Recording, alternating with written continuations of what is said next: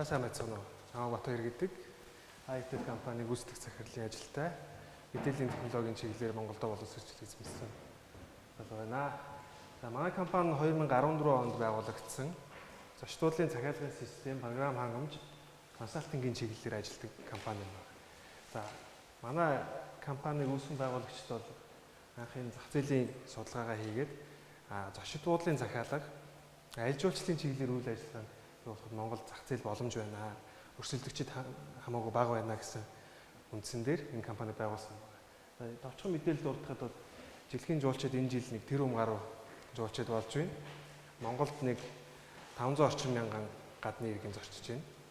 Тэндээс дэлхийн нийт тэрбум жуулчдын маань 83% нь онлайнаар буудлынхаа захиалгыг, байрлах газрынхаа захиалгыг хийж байна. 76% бизнес эрхлэгчдийн 76% нь бас буудлынхаа захиалгыг хийж байна. Онлайн төлөвлөлт хийж гэсэн үндсэн дээр манайх ийм онлайн төлөвлөлт зочдлын захиалга консалтинг компани байгуулсан байна. За тэгээд бид нэр мэдээж дэлхийд нэгт гарчсан бизнесийг Монголд нэвтрүүлж байгаа учраас хамгийн зах зээл дээр ноёлогч Booking.com гэж компанийг сонгож аваад хамтарч ажиллахаар шийдсэн байна. Энэ компани нь одоо 41 орны хил дээр дэлхийн бодлогын 75 орчим хувь нь оруулсан ийм том мэдээллийн сан бүхий сайт байдаг. Хандлтаараа дэлхийд номер 1-т ордог юм групп компани юм байна. Энэ компани манай албан ёсны түнш байгууллага болсон байгаа. За тэгээ манай компани түрүү хэлсэнчлэн зочдлын захиалга, удирдлага, зочдлын борлуулалт, зөвлөх үйлчилгээ, програм хангамжийн шийдлийн чиглэлээр ажилладаг юм байна. За тэгээ компани юу вэ?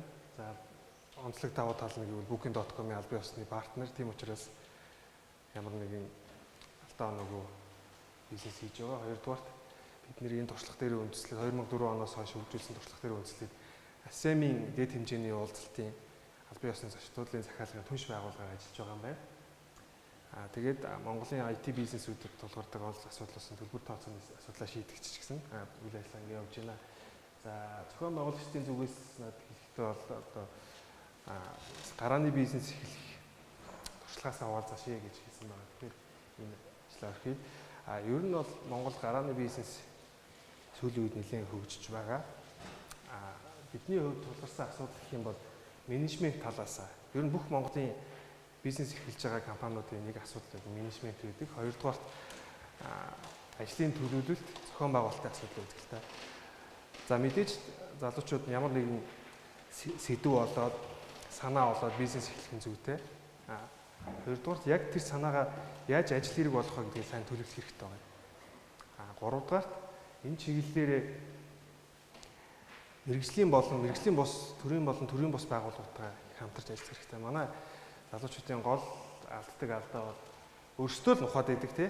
Тэгээд яг тэр нь бүтээгдэхүүн маань амьдрал дээр гарахаар яг мэрэгжлийн хүмүүстэй, хэрэглэгчтэй нэлээд тийм хол зөвхөн програм зохиогчийн хэмжээнд хийгдсэн програм хангамжууд, үйлчилгээ, ер нь бүх салбар тийм байдлаар ажиллаад байдаг л та.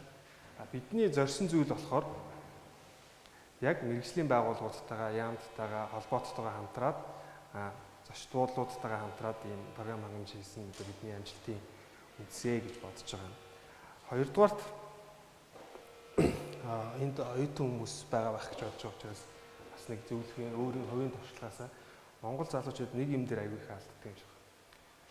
Би одоо энэ сургуульд сурж агаад их сургуульд чим 10 жилдээ сурж агаад диплома аваад сурсан эрдмээрээс мундаг компани байгуулсан да том бизнес хийндээ тийм ажилд орондоо гэж бодоод байдгаас яг өөрт байгаа санаагаа одоо хэрэгжүүлэх тал дээр жоохон суул юм шиг.